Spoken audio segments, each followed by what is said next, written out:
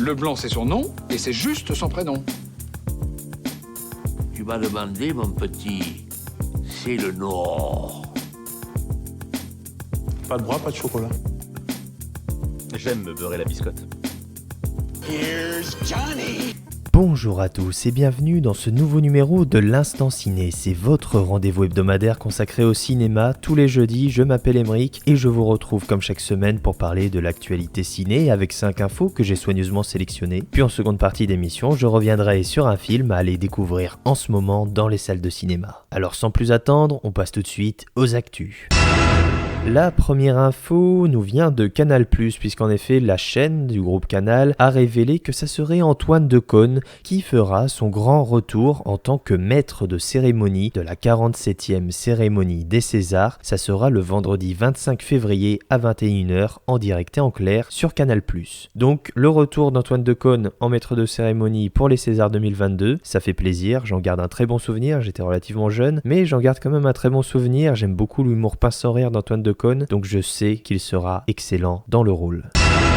Cette semaine, on a également eu droit à 2 nouvelles affiches. La première, c'est la nouvelle affiche pour House of Gucci, le nouveau film de Ridley Scott à découvrir le 24 novembre prochain au cinéma. Avec un casting 5 étoiles, on retrouvera Lady Gaga, Jared Leto, Adam Driver, Jeremy Irons, Salma Hayek ou encore Al Pacino. Rien que ça, il y aura même la française Camille Cotin dans le film qui sera donc à découvrir le 24 novembre 2021. La première affiche pour le nouveau Resident Evil Bienvenue à Raccoon City. La bande-annonce a été révélée il y a quelques semaines et on a une nouvelle affiche ultra badass pour ce film qui sera également à découvrir le 24 novembre au ciné, hasard du calendrier, et oui.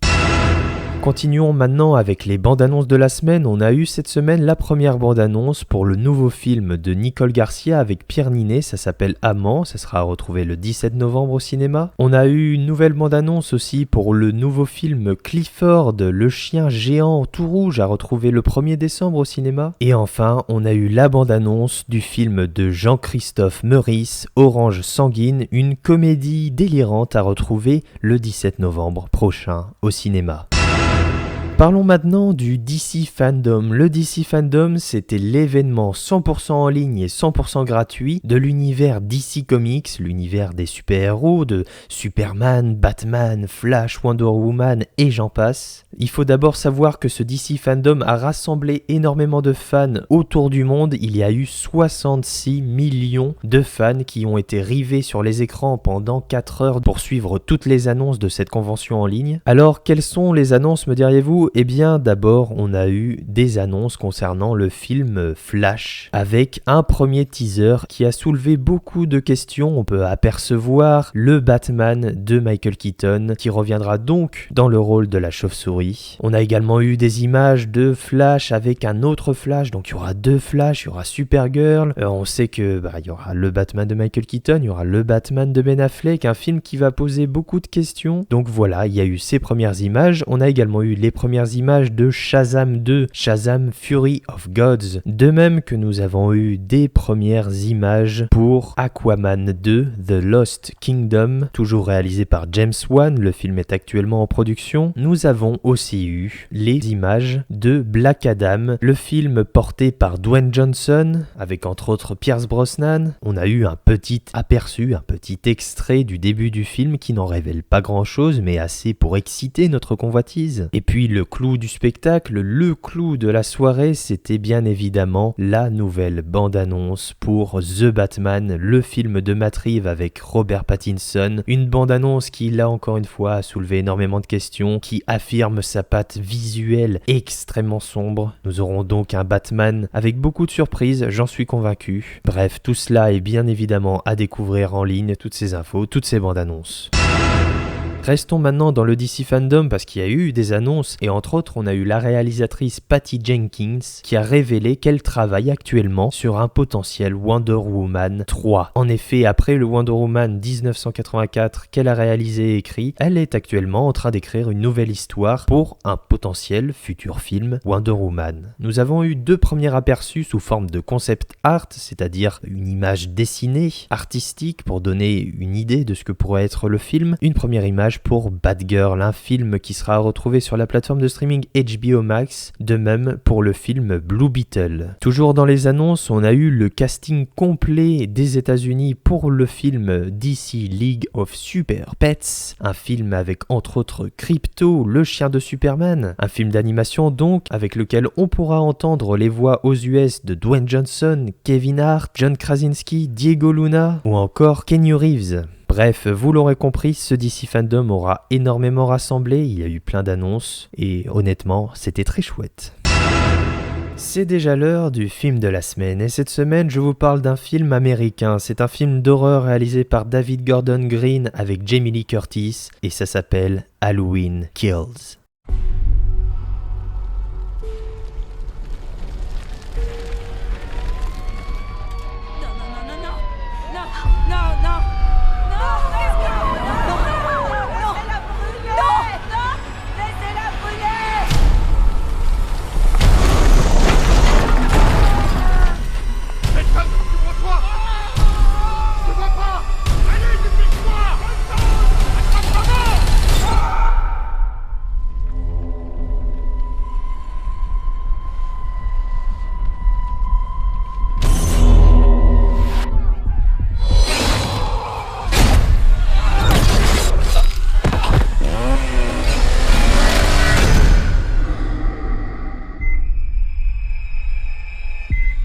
Ma grand-mère avait raison. Le croque-mitaine existe. C'est terminé. Il ne pourra plus faire de mal à personne. Personne vous a rien dit? Personne me dit quoi. Michael Myers est en vie. Non.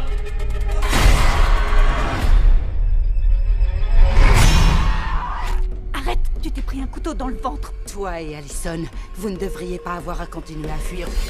Le mal meurt ce soir. Le second opus donc de cette toute nouvelle trilogie initiée en 2018 et qui fait directement suite au film original de 1978, oubliant par la même occasion tous les autres films plus ou moins réussis produits entre temps. Et bien cette suite est là. Et ce Halloween Kills est surprenant, certes, il peut s'avérer parfois déroutant, mais fait preuve d'une sincérité et d'une envie incommensurables. Supérieur à son prédécesseur dont la qualité a été encensée partout, et pourtant celui-ci ne me fait ni chaud ni froid. Alors, adorant cette saga et surtout le premier opus culte de la légende John Carpenter, avec l'excellente Jamie Lee Curtis qui est un peu la tati badass dont tout le monde rêve d'avoir, j'attendais ce second chapitre au tournant. Après avoir laissé en suspens au cœur d'une maison enflammée le sort du terrible serial killer au masque, Michael Myers, celui-ci ne se laisse pas abattre et ne finira pas en barbecue grandeur nature bien évidemment. Ce long métrage est donc une suite directe au film de 2018, il débute exactement là où son aîné se terminait et pourtant il se distingue par son âme. Là où j'avais trouvé le précédent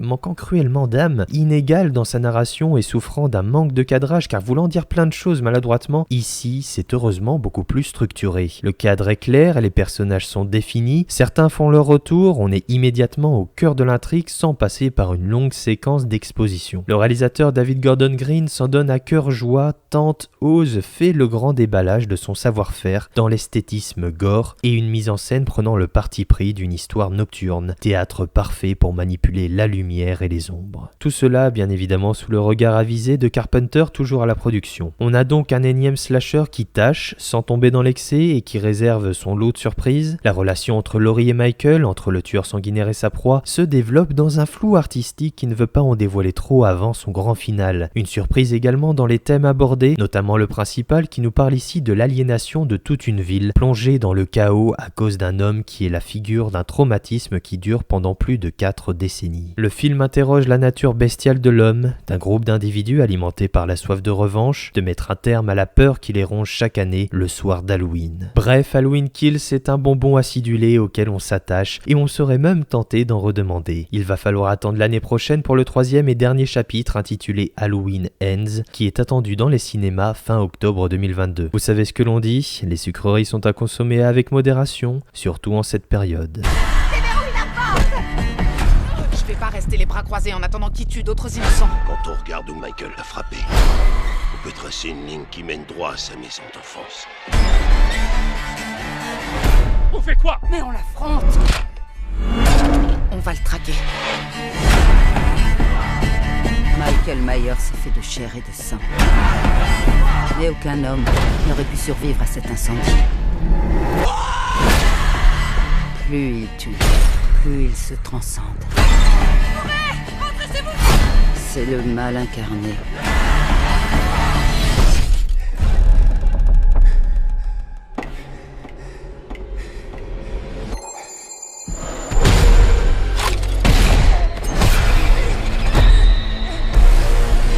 Allez, vas-y. Tu veux ton masque? Alors viens le chercher! Ton heure est venue, Michael.